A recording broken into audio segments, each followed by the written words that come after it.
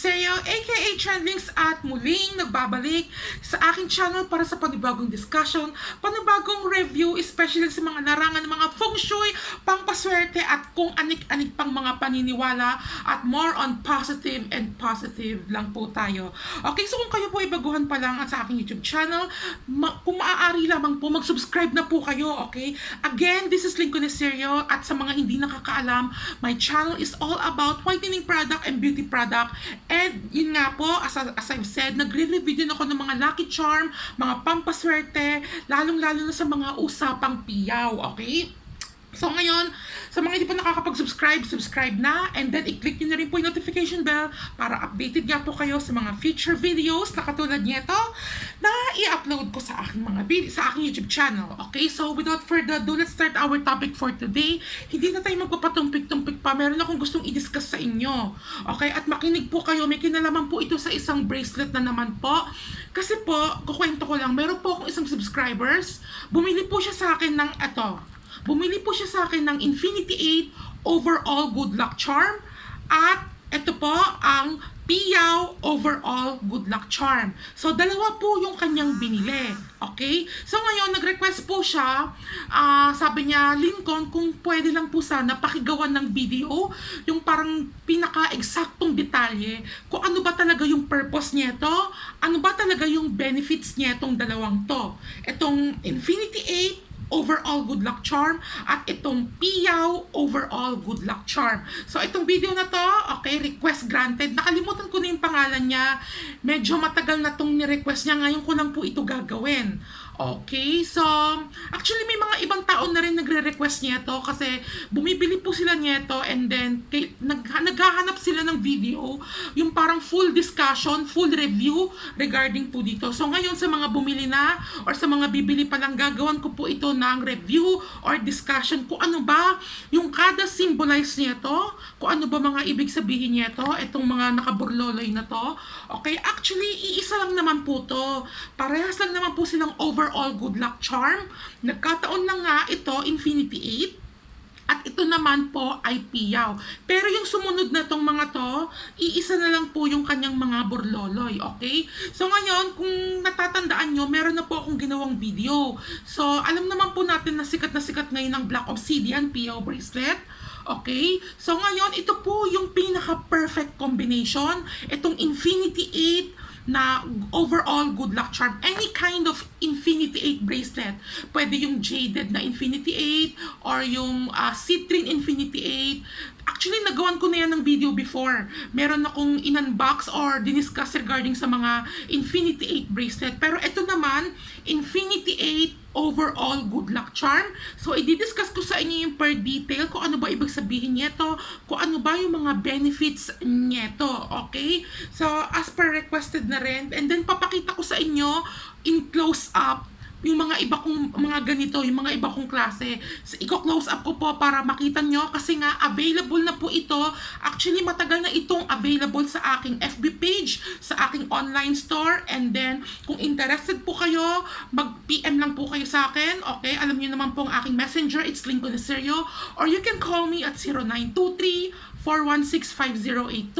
Okay, so bibilisan ko lang tong discussion na to, and then ipapakita ko sa inyo yung mga iba ko pang items na ganito po. Okay, so ito po yung Piyaw Overall Good Luck Charm. Ito naman yung Infinity 8 Overall Good Luck Charm. So parehas lang po sila, and then i-discuss ko sa inyo to now na.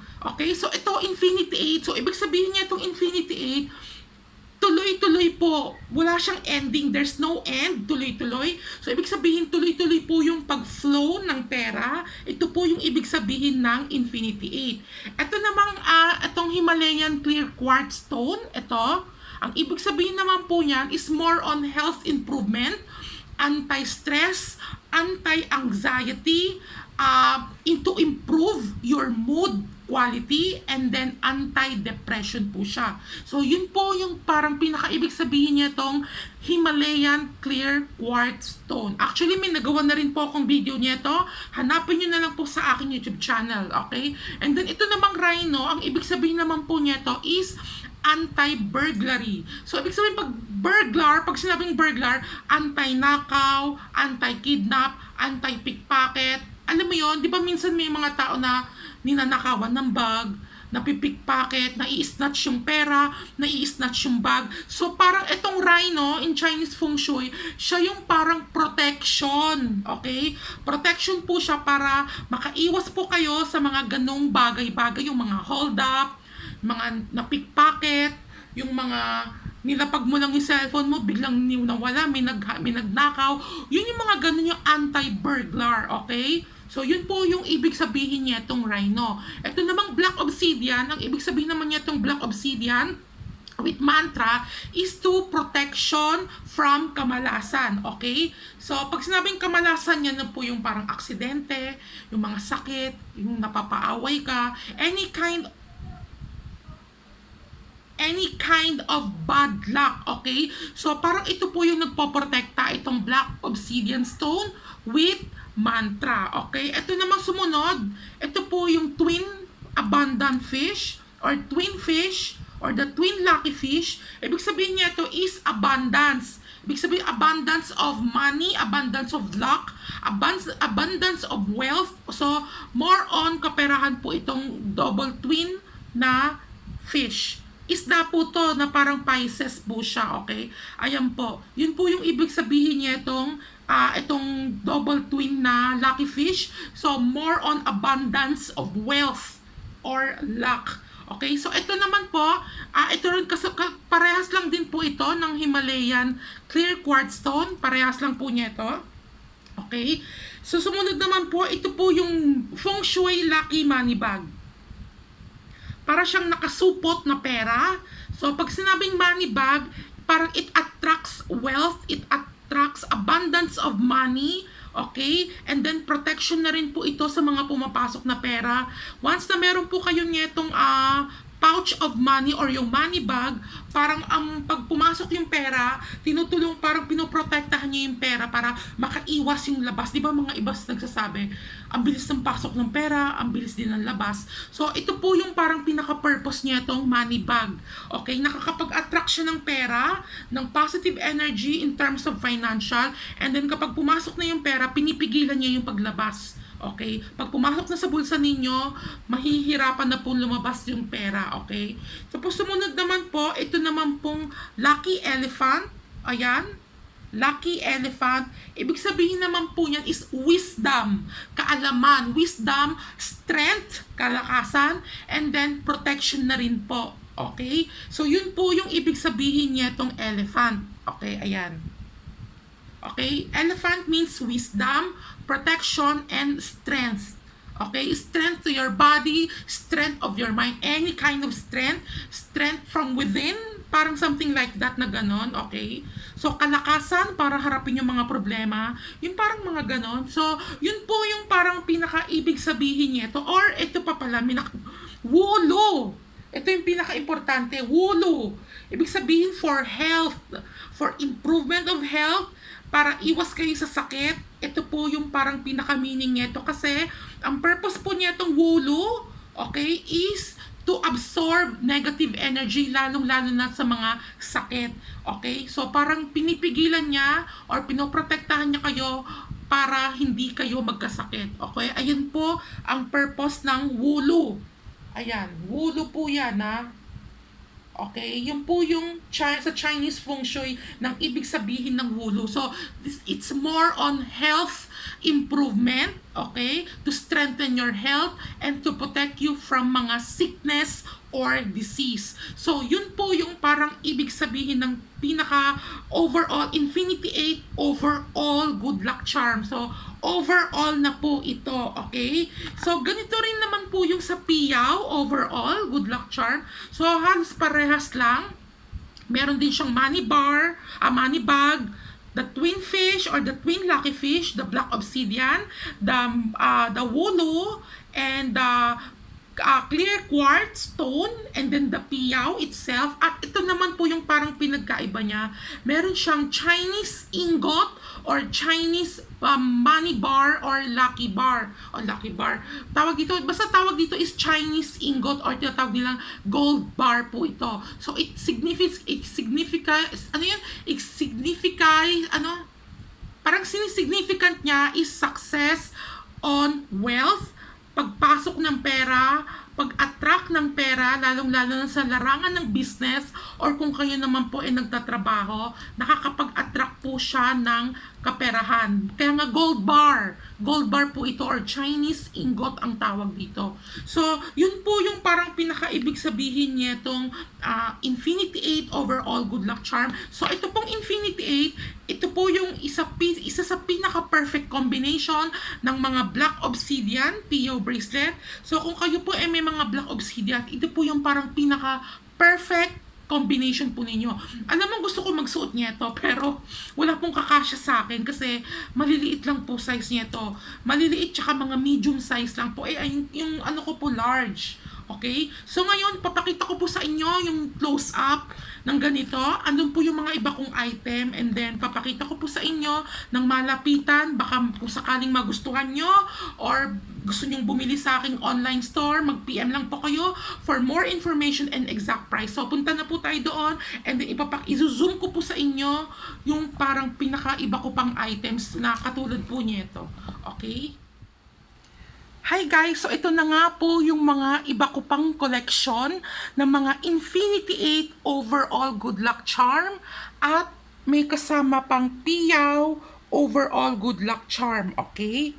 So ganyan po yung mga design ng mga Piyaw overall good luck charm. Okay? At ito naman po, so mostly mas lamang po yung mga Infinity 8 ko na overall good luck charm. Okay, so na-discuss ko na po sa inyo earlier kung ano ba ibig sabihin ng nire-represent niya itong mga iba-ibang stone. Okay, so sa mga nagtatanong, gawa po saan po itong stone na to? Gawa po ito sa coral powder stone. Again, gawa po ito, ano yun, ang labo. Again, gawa po ito sa coral powder stone. Ayan po siya. So ito po yung mga iba ko pang items or mga stocks ko. So, if you are interested, just PM me. Kung may mga black obsidian PO bracelet po kayo, ito po yung pinaka-perfect combination ng black obsidian or any kind of PO. Whether it's tiger's eye PO or any citrine stone PO, ito po yung parang pinaka-perfect combination niya, okay? So, ito po, kuha po tayo. Ayan po siya. Okay, so charm bracelet po tawag dito. Infinity 8 overall good luck charm bracelet. Okay? Again, ito po yung isa sa pinaka-perfect combination. At ito naman po yung Piyaw overall good luck charm bracelet. So, dalawa pong variety, ang Infinity 8 at ang Piyaw overall good luck charm. Okay? So, ganyan po. So, ang gaganda niya, iba-iba yung kulay, iba-iba yung mga stone. Okay, so yun po yung mga nare-represent niya.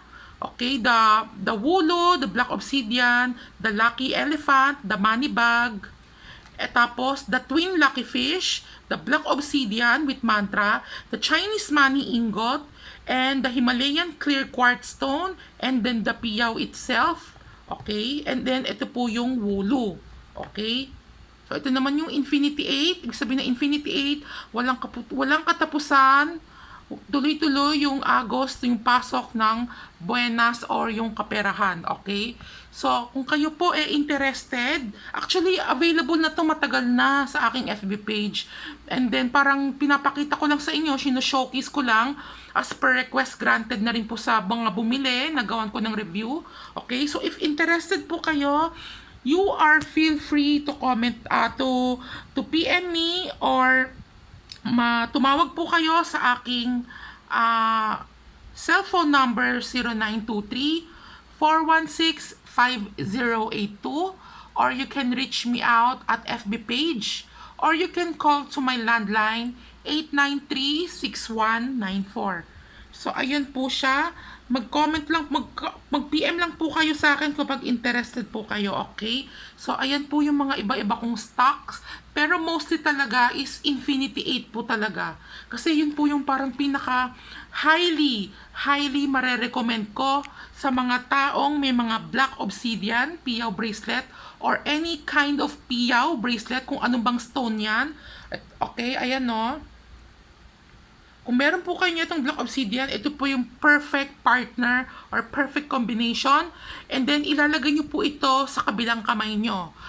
Kasi di ba sabi ko pa nga sa inyo, ang Black Obsidian isinusuot sa dominant hand. Ito naman, pag bumili kayo nito, kung yung dominant hand ninyo is nasa right, okay, and then pag bibili kayo nitong Infinity 8, isusuot nyo man siya sa left. Okay? Sa left nyo siya isusuot. Okay? Para at least balance po. Ayan. Okay? So, sana po nagustuhan nyo itong video na to. At again, ito po yung mga iba ko pang stocks or items ng mga Infinity 8 overall good luck charm bracelet at ang Piyaw overall good luck charm. So, kukunti lang yung Piyaw na stocks ko. Mostly talaga is yung Infinity 8. Ito Piyaw. Ito yung Infinity 8. Okay? So, yun lamang po at maraming salamat po sa inyo. Mag-PM lang po kayo if you are interested or just call me. Mas maganda kung tawag sa landline or sa cellphone. Okay? So, thank you so much and have a nice day. Okay? Ito po yung aking Black Obsidian. Okay? So, maraming salamat po and God bless.